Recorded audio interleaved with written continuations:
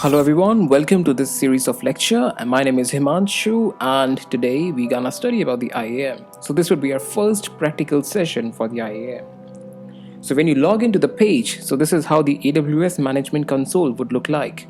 So we have a different services, we have our resource groups, we have our region, support, account name and everything.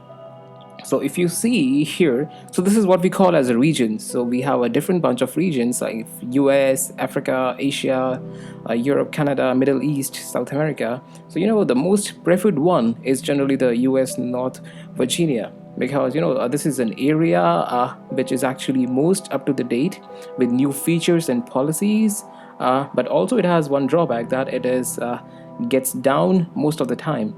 So this is, I think that I would suggest that you should go with Northern Virginia.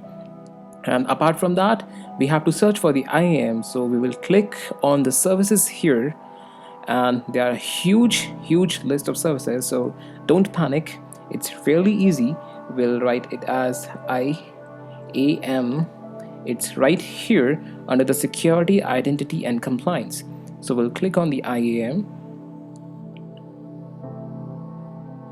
And after that, and apologies for the slow internet.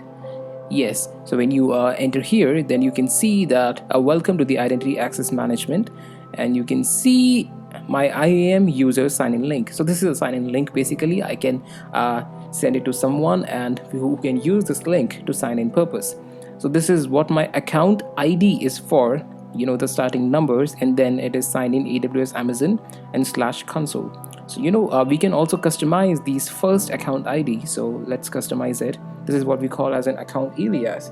So I would write it as the bit buster 191, and make sure that this must be unique. So yes, let's create it.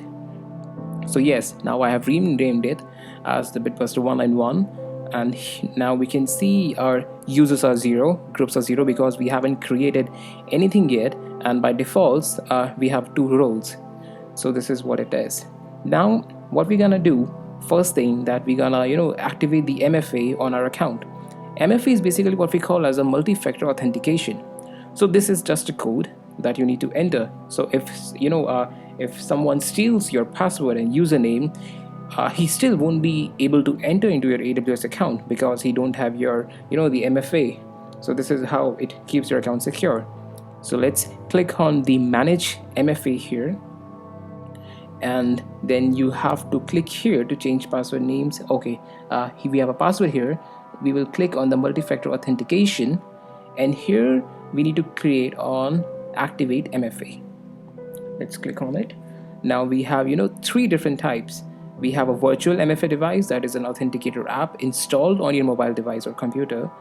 Then we have a U2F security key, and then we have for the other hardware MFA device.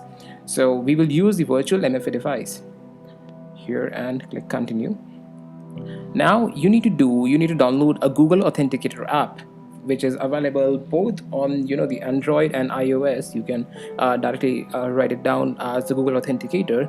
You need to download it, and then let's click on the show QR code, and let's what we need to do, we need to download this thing. So we'll see that this is basically my secret key. You need to keep it secret itself, right?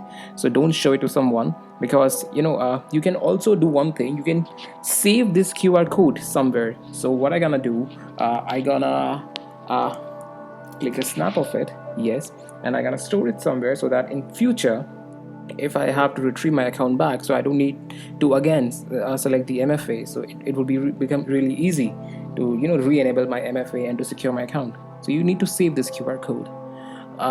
And then after you download it, Google Authenticator app, you need to configure the Authenticator app with this account. I'll show you how. So this is how the Google Authenticator looks like. You have the different codes designated for each and every account. So I have multiple accounts, so it is showing my multiple codes.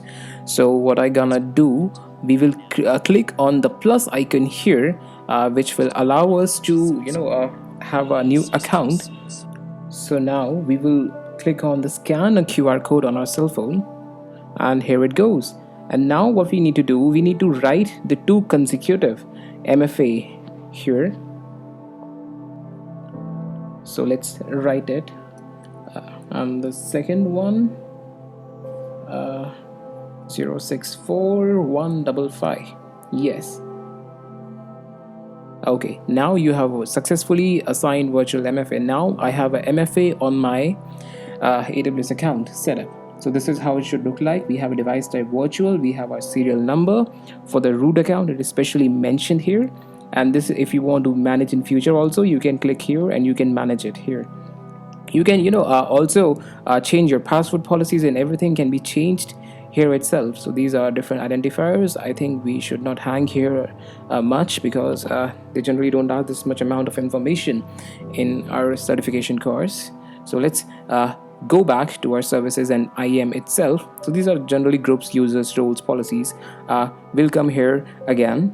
So now we will click here on the groups here, and let's go back to the IAM console here. And now you can see we have more tick box here. We have now activate MFA on your account. It's click. And now what we're gonna do, create an individual IAM users. We'll create it into our next lecture. So that's it for this lecture, and if you got time, then see you in the next lecture. Thank you.